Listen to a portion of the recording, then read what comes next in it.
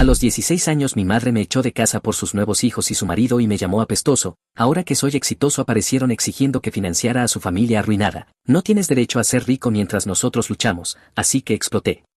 Hola Reddit, ser el hijo que tu madre no planeó significa que pasas toda tu infancia intentando ganarte un lugar en tu propia casa. A veces la respuesta sigue siendo no. Yo, 33 años, hombre, ahora gano 140.000 como gerente senior de proyectos en construcción comercial, soy dueño absoluto de mi casa de 3 habitaciones, la compré como una ejecución hipotecaria, la arreglé yo mismo y la terminé de pagar después de mi gran ascenso, camioneta F-150 pagada, ahorros acumulados, nada mal para alguien que fue echado a los 16 por no encajar en la nueva familia. Mi madre me tuvo a los 19, mi padre biológico desapareció en el segundo en que supo del embarazo, sin apoyo, sin nada, vivimos sobre el garaje de mis abuelos mientras ella terminaba la escuela de enfermería, trabajaba sin parar pero fue el abuelo quien me crió, él me enseñó a trabajar, arreglar cosas y mantenerme firme. Cuando tenía 8 años mamá conoció a Danes en el hospital. Terapeuta familiar con título en psicología, buen dinero, buena imagen, se casaron cuando yo tenía 11 y nos mudamos a su casa colonial de 4 habitaciones. Danes no era abiertamente cruel, simplemente me trataba como si no importara. Las cenas se convirtieron en conversaciones sobre su futuro donde a mí me asentían con la cabeza y me ignoraban. Cuando tenía 12 mamá quedó embarazada de gemelos, Stellan y Avery. Su embarazo fue duro así que empecé a llevar la casa, lavandería, comidas, cortar el césped, calificaciones. Pensé que ser útil me mantendría dentro de la familia. Los gemelos nacieron en marzo y todos perdieron la cabeza, los parientes invadieron la casa, Danes se tomó tiempo libre, la casa se volvió un modo bebé constante y básicamente yo fui borrado, no borrado por padres ocupados, borrado como si ella dejara de verme por completo, así que hice lo que hacen los niños cuando creen que el amor se gana, me esforcé más, dieces, tareas, quedarme callado, volverme invisible. Resulta que no puedes rendir para lograr que te quieran. De los 12 a los 16 viví en esa casa pero apenas existía. Para cuando tenía 16 y los gemelos 4 ya me había vuelto muy bueno siendo invisible. Danes hablaba como si Stellan y Everon fueran los únicos niños en la tierra. Mis chicos necesitaban esto, mis chicos hacían aquello. Nunca los niños, nunca la familia, nunca nada que me incluyera. Muy bonito para un tipo al que le pagan por ayudar a las familias a comunicarse. Mi cumpleaños, si lo recordaban, era una tarjeta de regalo de una gasolinera y un billete de 20 arrugado. El cumpleaños de los gemelos era una producción, castillo inflable, pintacaras, una horda de preescolares destrozando el patio, Danes asando como si fuera un evento televisado, mamá inundando las redes sociales con sus preciosos chicos, así que dejé de esperar cualquier cosa, me enfoqué en la escuela, trabajé los fines de semana en un taller mecánico y ahorré cada dólar. Porque mi instinto me decía que necesitaría una salida, mi instinto tenía razón, solo que no me di cuenta de que tan pronto. Un martes por la noche de octubre durante mi penúltimo año llegué a casa de mi turno en el taller alrededor de las 6, mamá y Danes habían ido a algún evento de trabajo, ella lo había mencionado esa mañana, la niñera que solían contratar canceló a último momento, así que decidieron que yo era lo suficientemente mayor para cuidar a los gemelos por un par de horas, la primera vez que confiaban en mí para eso. Para colmo yo de verdad lo esperaba con ganas, pensé que tal vez era una señal de que estaban empezando a verme otra vez como parte de la familia. Los gemelos estaban viendo caricaturas cuando llegué a casa, todo parecía bien, todo era normal. Alrededor de las 7:30 Evern empezó a ponerse inquieto, luego Stellan se unió, ambos llorando diciendo que querían a mamá. Intenté de todo, ofrecí bocadillos, puse su programa favorito, sugerí que construyéramos algo con sus bloques, nada funcionó, solo seguían llorando más fuerte. Stellan se estaba llevando a un colapso total, de esos en los que los niños no pueden recuperar el aliento. Lo levanté, lo sostuve sobre mi cadera como había visto hacer a mamá 100 veces, lo mecía un poco, le decía que todo estaba bien, que mamá volvería pronto, solo tratando de calmarlo antes de que se enfermara. Entonces escuché la puerta principal abrirse. Mamá y Danes entraron y la escena que vieron fue a mí sosteniendo a Stellan mientras Everon lloraba en el sofá. Antes de que pudiera explicar, antes de que pudiera decir nada, la cara de mamá pasó de preocupación a rabia en aproximadamente medio segundo, cruzó la habitación rápido y arrancó a Stellan de mis brazos. El niño se sobresaltó y lloró aún más fuerte. ¿Qué les hiciste?, exigió, revisando a Stellan como si yo lo hubiera lastimado. Nada, solo querían verte. Estaba tratando de calmarlo. La bofetada salió de la nada, lo suficientemente fuerte como para que mi cabeza se girara hacia un lado y mi oído empezara a zumbar. Me quedé allí de pie aturdido, la mano yendo a mi cara. No vuelvas a tocarlos nunca, siseo. Danes se interpuso entre nosotros y vi algo en su expresión que me hizo caer el estómago. No era preocupación ni confusión, era asco. ¿Por qué tocarías a mis hijos? Su voz era fría, clínica, el mismo tono que probablemente usaba con sus pacientes. Ya me había descartado. ¿Qué te pasa? Estaban llorando, yo solo Se suponía que debías vigilarlos, no ponerles las manos encima. Se acercó más invadiendo mi espacio. Supe que esto fue un error. Supe que no podíamos confiar en ti cerca de ellos. Algo en mí se quebró. 4 años de ser invisible, de ser tratado como si no importara, y ahora esto. Lo empujé hacia atrás, no fuerte, solo lo suficiente para sacarlo de mi cara. Aléjate, no hice nada malo. Danes me agarró de la camiseta y me tiró hacia él. Pedazo de basura apestosa. Pusiste tus manos sucias sobre mi hijo. Ya está, Danes, sácalo, mamá, dijo ella con la voz temblando de rabia. Sácalo de esta casa ahora mismo. Estás loco, dije, mirándolos a los dos. Los estaba cuidando como me pidieron. Se alteraron y yo estaba tratando de ayudar. La cara de mamá se retorció en algo horrible. Nadie te va a amar jamás. Vas a morir solo y miserable, y te lo merecerás. Esas palabras golpearon más fuerte que la bofetada. Solo la miré, a esa mujer que se suponía que era mi madre, y no vi nada más que odio. Danes me arrastró hacia la puerta. Agarra tus cosas y vete. Tienes 20 minutos antes de que llame a la policía y les diga que me agrediste e hiciste algo inapropiado con esos chicos. Esa amenaza me dejó helado. Miré a mamá esperando que dijera algo, que le dijera que estaba loco. Ella solo se quedó allí sosteniendo a Stellan, con la expresión vacía. Fui a mi habitación aturdido, agarré 2 bolsas de deporte y empecé a meter cosas, ropa, portátil, libros de la escuela, la caja de fotos con el abuelo. Me temblaban tanto las manos que apenas podía cerrar las cremalleras. No dejaba de repetir en mi cabeza lo que acababa de pasar, tratando de entenderlo. 15 minutos después pasé junto a ellos camino a la salida. Estaban sentados en la sala con los gemelos, que ya se habían calmado. Probablemente habían olvidado por qué estaban llorando. Me detuve en la puerta y me di la vuelta. Ustedes dos están enfermos y se van a arrepentir de esto. Danes sonrió con desprecio. El único arrepentimiento aquí es haber desperdiciado 16 años contigo. Tu propia madre cree que eres un estorbo, y luego se rió.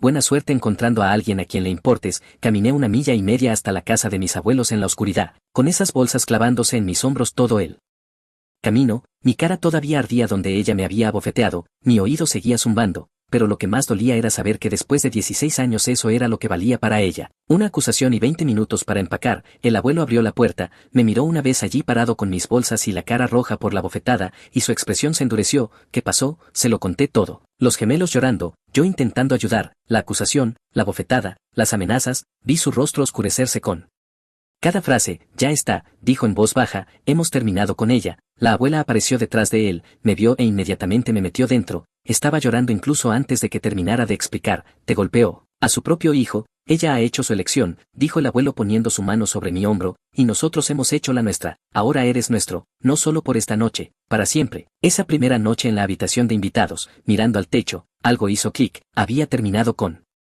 ella, terminado de esperar que recordara que existía, terminado de esperar que me eligiera. Ahora solo era yo, y honestamente, se sentía bien saber dónde estaba parado. Mis abuelos no solo me dieron techo y comida, fueron a la guerra por mí. En 2 días el abuelo contactó a un abogado sobre la tutela. Mamá firmó voluntariamente los papeles de custodia temporal sin siquiera pedir hablar conmigo primero. Probablemente quería evitar a servicios sociales o a la policía investigando lo que realmente pasó esa noche. Al final de la semana yo estaba legalmente bajo su cuidado. Cortaron todo contacto con ella. El abuelo quería presentar una denuncia policial por las amenazas de Danes, pero el abogado lo desaconsejó. Dijo que asegurar la custodia primero era la prioridad y que una situación de palabra contra palabra podría alargar las cosas o hacer que mamá peleara la tutela. Mejor mantenerme a salvo que lidiar con consecuencias. Después cambiaron sus testamentos, dejaron de atender sus llamadas y le dijeron que estaba muerta para ellos. Cuando los parientes preguntaban qué había pasado, el abuelo les decía la verdad. Golpeó a nuestro nieto, lo echó y lo acusó de cosas que no hizo para justificarlo. Hemos terminado. Durante los siguientes 2 años trabajé entre 20 y 25 horas a la semana en la ferretería local. Ese dinero cubría útiles escolares, ropa y gasolina para el coche destartalado que el abuelo me había heredado. Mis notas bajaron de 10 a mayormente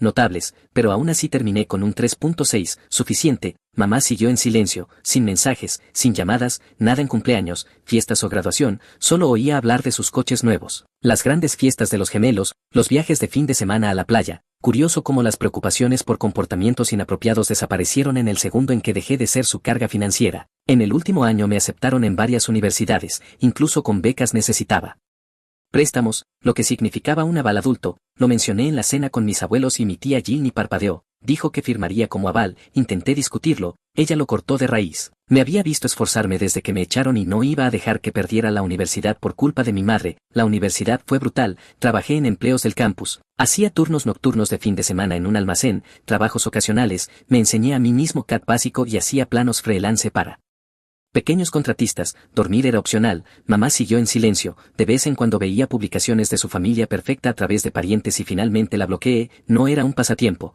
4 años después invité a Jill a la graduación, llegó temprano y animó como si también fuera su victoria, mamá ni siquiera sabía que me graduaba, no se lo dije. Después de graduarme conseguí un puesto inicial como coordinador de proyectos en una empresa de construcción comercial, a 2 horas de distancia.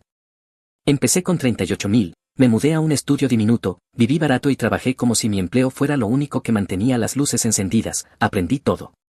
Acepté tareas extra y seguí subiendo de nivel, para mediados de mis 20 ya había pagado la mayor parte de mis préstamos y había empezado a ahorrar, en serio. A los 26 encontré una casa embargada de 3 habitaciones que necesitaba trabajo, la conseguí barata, pasé noches y fines de semana arreglándola yo mismo, todo lo que el abuelo me enseñó finalmente dio frutos. Saqué una hipoteca pequeña para cerrar el trato, pero los pagos mensuales eran manejables, para finales de mis 20.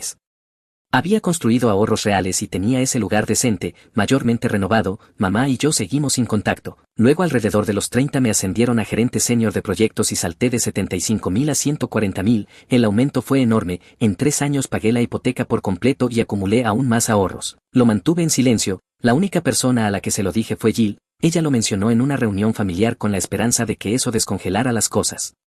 Eso fue lo que encendió la mecha. Aproximadamente una semana después del desliz de Jill escuché un golpe en mi puerta un sábado por la tarde, no esperaba a nadie, miré por la mirilla y vi a mamá y a Danes de pie allí. No había visto a ninguno de los dos en más de una década, no se me ocurría una buena razón por la que estarían en mi puerta justo ahora, abrí la puerta lentamente, pero no me aparté ni los invité a entrar. Ellos se metieron en mi casa empujándome sin esperar invitación. Danes.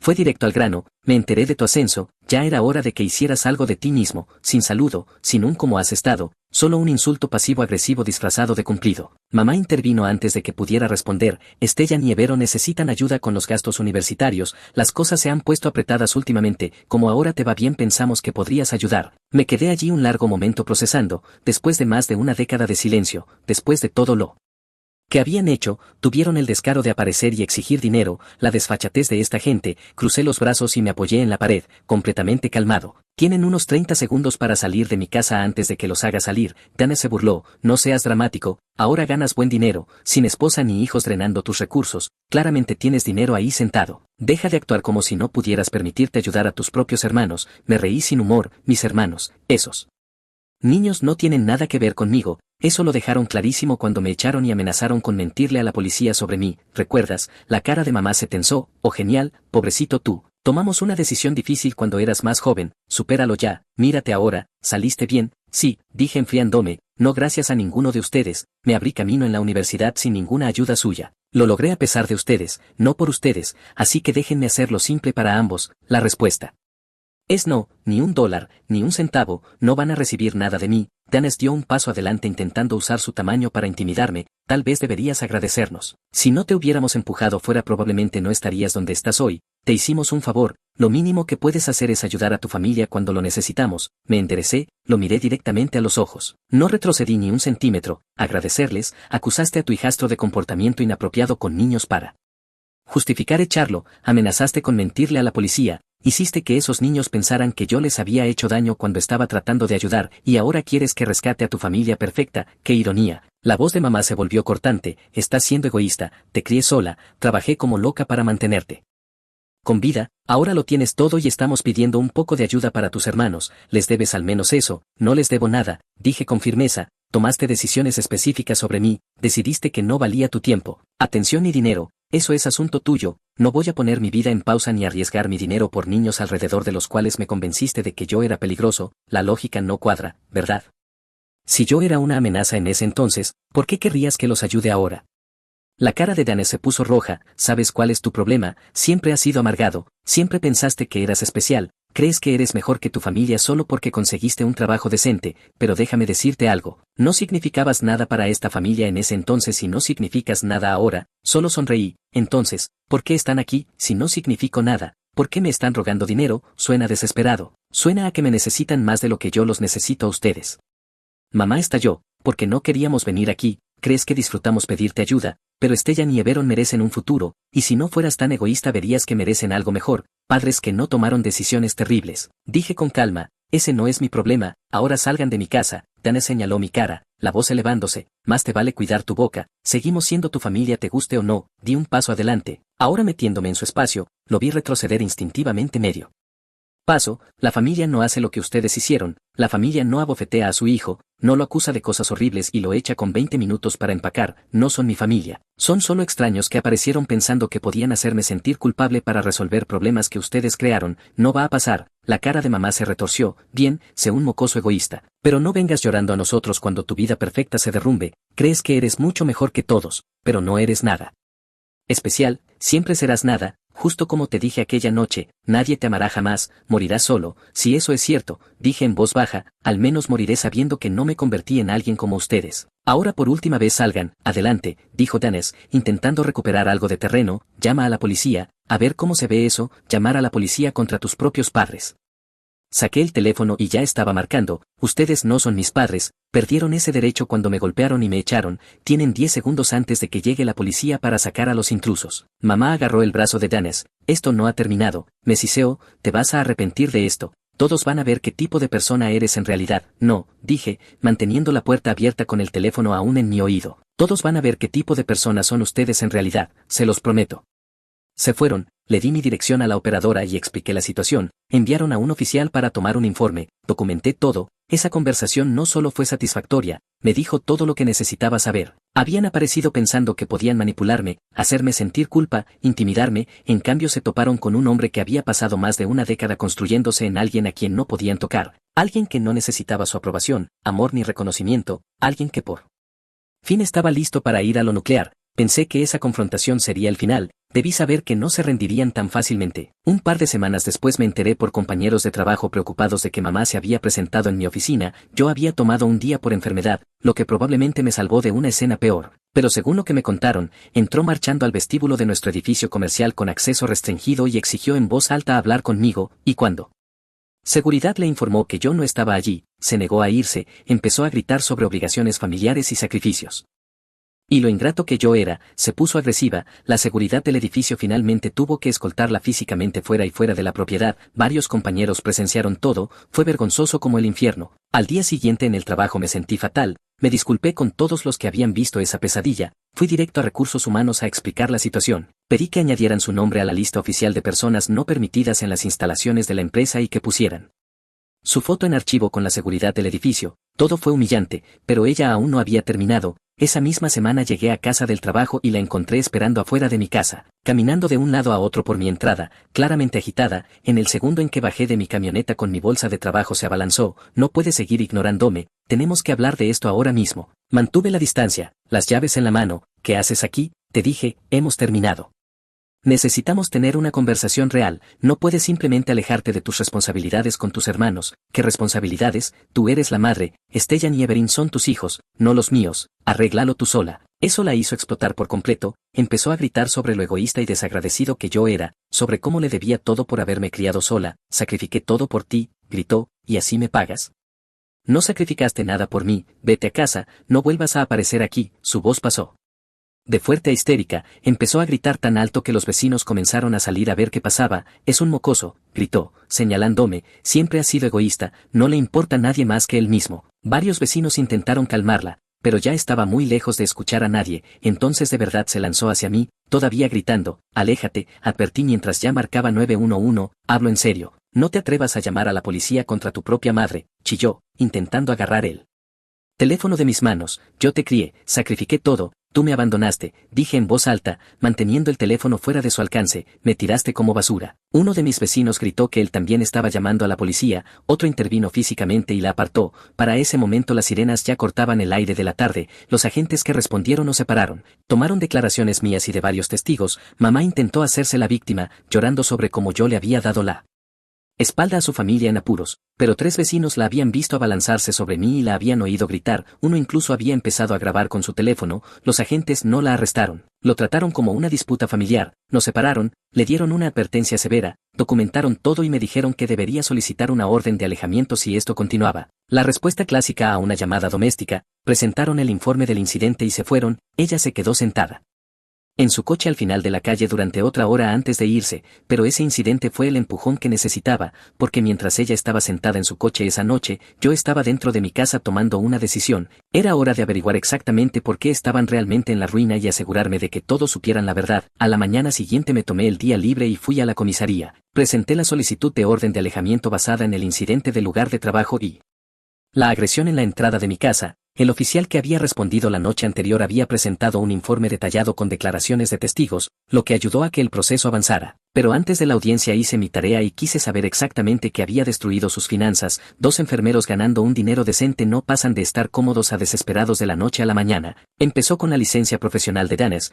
Los registros públicos son públicos por una razón: el sitio web de la Junta Estatal de Licencias tenía todo detallado: licencia suspendida a la espera de investigación, queja formal presentada por 3 clientes, violaciones éticas, incluidas relaciones duales inapropiadas, violaciones de límites y terminación indebida de relaciones terapéuticas. Los detalles eran clínicos pero demoledores. Seguí investigando y encontré las demandas civiles. A continuación, Danes estaba siendo demandado por 2 expacientes por angustia emocional y mala praxis.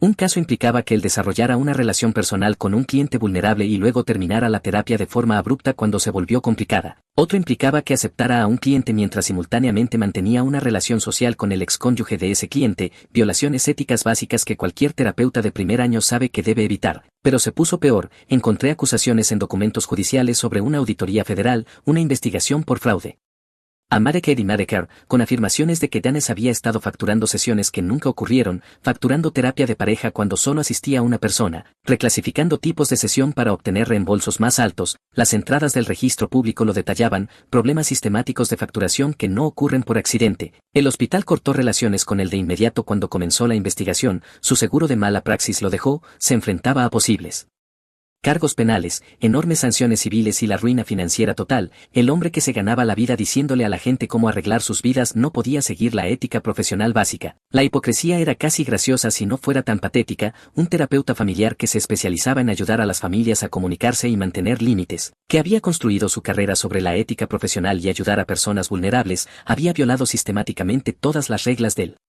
manual, y el mismo hombre que había acusado a su hijastro adolescente de comportamiento inapropiado con niños había estado participando en relaciones inapropiadas con clientes adultos vulnerables. Recopilé todo: cada acción del colegio profesional, cada demanda, cada aviso de auditoría, registros públicos que cualquiera podía verificar. Cuando les conté todo a mis abuelos estaban furiosos. «Ha perdido la cabeza», dijo el abuelo negando con la cabeza, yendo tras de ti así mientras su marido destruye todo con sus propias decisiones. La voz de la abuela estaba cargada de asco. Un terapeuta, alguien en quien la gente confiaba para ayudarlos, y los estaba usando de esa manera. Es repugnante. Se merecen el uno al otro, dije, y van a recibir exactamente lo que se merecen. La audiencia de la orden de alejamiento llegó unas 3 semanas después. El juez revisó los informes policiales, las declaraciones de los testigos y el patrón documentado de acoso. Mamá apareció con alguna historia sobre ser una madre preocupada, intentó las lágrimas, pero la evidencia habló más fuerte que su actuación. El juez concedió una orden de 3 años sin mucha deliberación. Después de que la orden entró en vigor, el acoso directo se detuvo. No más apariciones en mi trabajo o mi casa,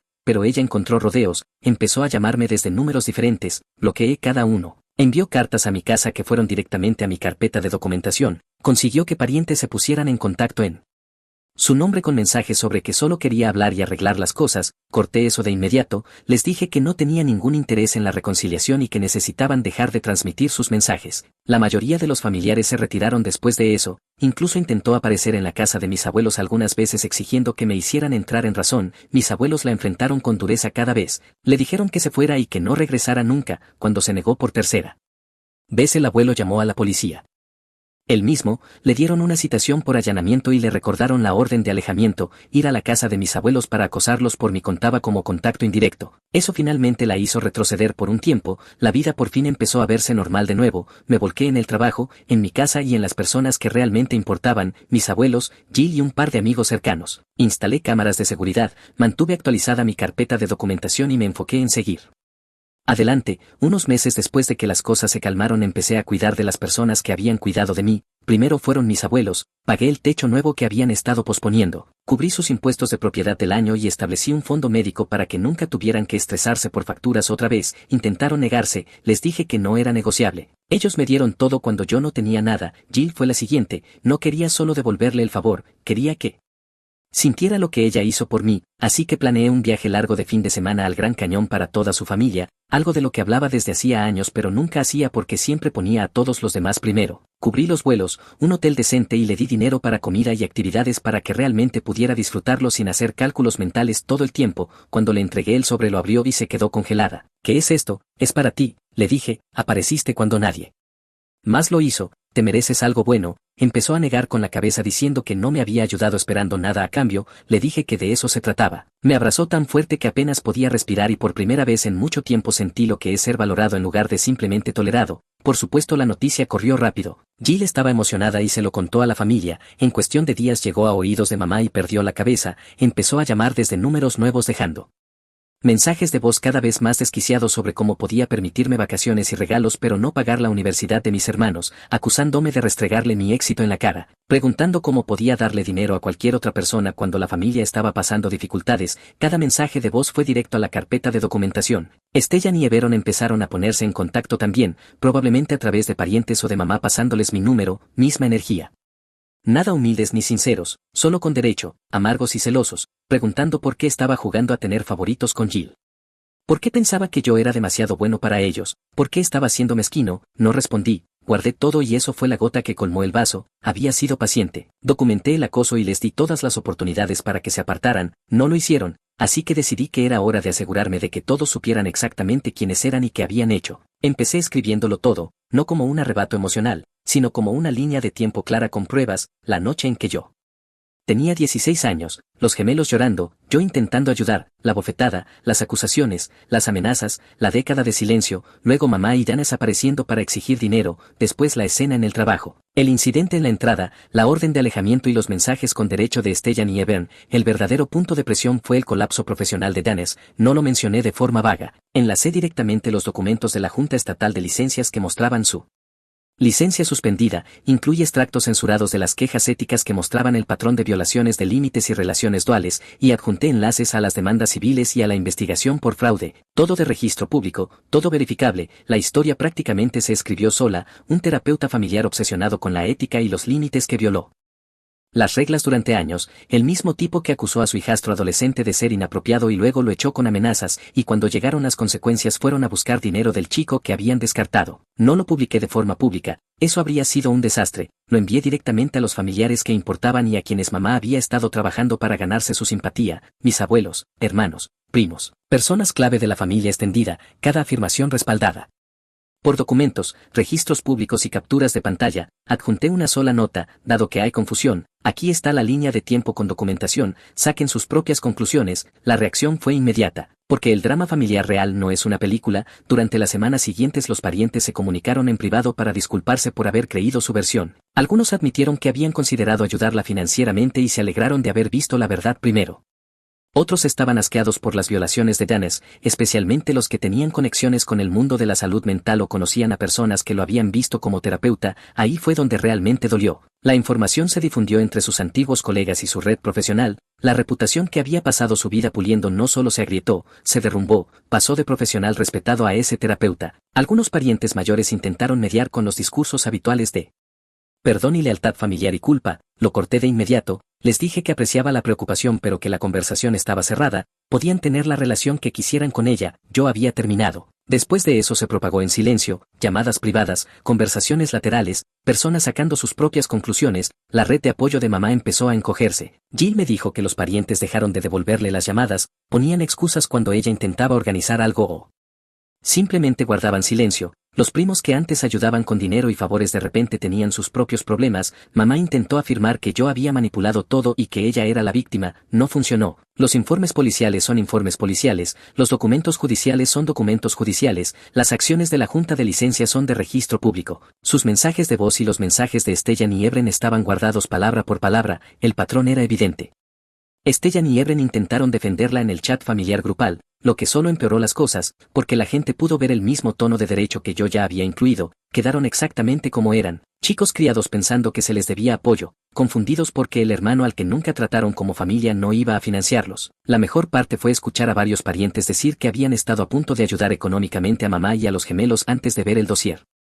Después de verlo, esas puertas se cerraron de golpe. Ella había estado trabajando a la familia para sacar dinero y yo maté ese plan. Las consecuencias no fueron una explosión dramática, simplemente se acabó. Las invitaciones se detuvieron, la gente estaba ocupada, su círculo habitual se fue retirando en cámara lenta, luego la situación de Danes empeoró, una de las demandas civiles llegó a juicio. El testimonio sacó a la luz años de violaciones éticas y comportamiento manipulador con clientes vulnerables, incluido el uso de su posición para iniciar relaciones inapropiadas, perdió estrepitosamente. La sentencia fue lo suficientemente grande como para que tuvieran que vender la casa. La colonial de 4 habitaciones que había heredado y nunca pagado desapareció. Terminaron en un apartamento de 2 habitaciones en una zona peor de la ciudad. Mamá trabajaba turnos dobles para cubrir el alquiler y los honorarios legales. Stellan y Ebren trabajaban en comida rápida porque habían quemado sus contactos intentando conseguir mejores oportunidades, y estar vinculados a un terapeuta desacreditado no ayudaba. Después de enviar la documentación tuve unos 8 meses de silencio, sin acoso, sin manipulación, nada. Pensé que por fin había terminado.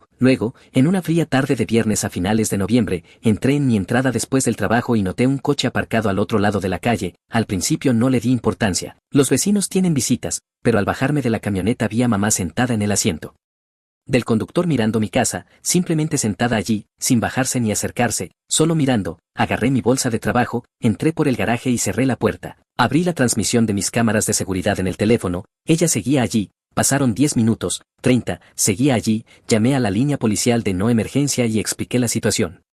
Alguien contra quien había una orden de alejamiento estaba estacionada frente a mi casa, merodeando durante más de media hora. Estaba justo fuera del límite de 500 pies especificado en la orden, pero yo quería que quedara documentado. La operadora envió a un oficial para comprobar la situación. 15 minutos después llegó una patrulla. Observé por la transmisión de mis cámaras cómo el oficial se acercaba a su coche. Hablaron tal vez 5 minutos, no podía oír la conversación, pero podía verla gesticulando, probablemente explicando que estaba sentada en su coche en una calle pública. El oficial vino a mi puerta, salí al porche. Dice que solo quiere hablar contigo, dijo. Afirma que es importante. Dice que no tiene a nadie más a quien acudir. Preguntó si estarías dispuesto a escucharla. Miré más allá de él hacia el coche, vi a mamá mirándome con una expresión desesperada que nunca le había visto antes. No las lágrimas manipuladoras de antes, solo agotamiento y desesperación.